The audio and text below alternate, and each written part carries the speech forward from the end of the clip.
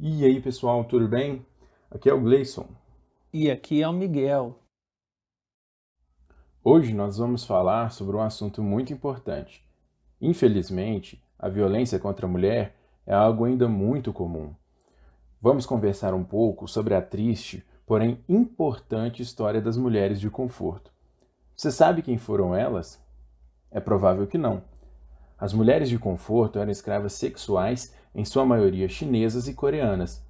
Esses abusos ocorreram no contexto da Segunda Guerra Sino-Japonesa, entre 1937 e 1945.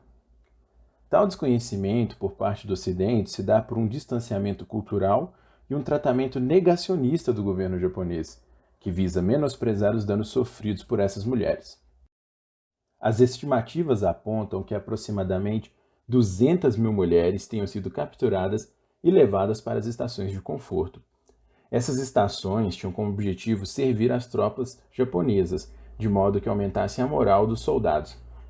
A existência dessas mulheres, enquanto escravas sexuais, foi considerada um crime de guerra e ainda provoca tensões diplomáticas entre os países envolvidos.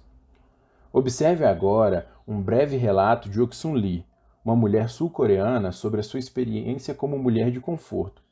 Ela foi capturada ao voltar para casa em 1942 com apenas 15 anos de idade.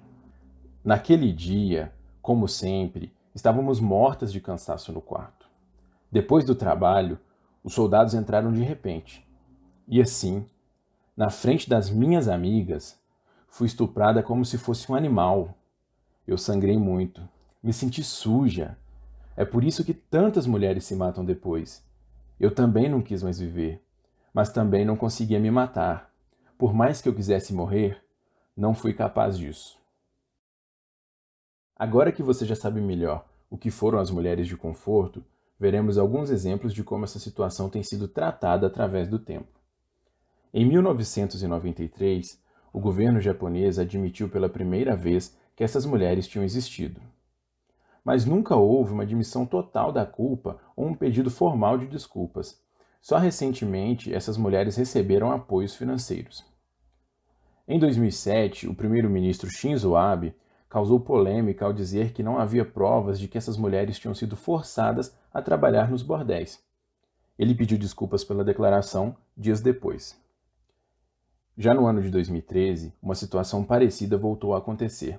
O governador de Osaka, Toru Hashimoto, expressou em uma oportunidade que essas casas eram necessárias para manter a disciplina dos soldados. Enfim, no ano de 2015, houve o primeiro pedido de desculpas por parte do governo japonês, que aceitou pagar uma indenização para um fundo de apoio às vítimas. No entanto, essas medidas em pouco ou nada ajudam a reparar o dano causado à vida dessas pessoas.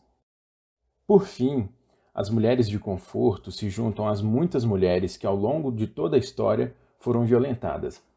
É triste pensar que a maioria delas morreram sem ao menos terem a chance de recuperarem sua dignidade e receberem um pedido de desculpas formal. Entretanto, ainda há remanescentes desse período de terror, que ainda lutam por justiça, reconhecimento e reparação. Esse movimento luta em nome de todas que sofreram nas estações de conforto. Assim sendo, pergunte-se: na sociedade em que eu vivo, quais são as injustiças sociais? Quais as violências sofridas pelas mulheres nos dias atuais? E como eu posso contribuir nessa luta por justiça?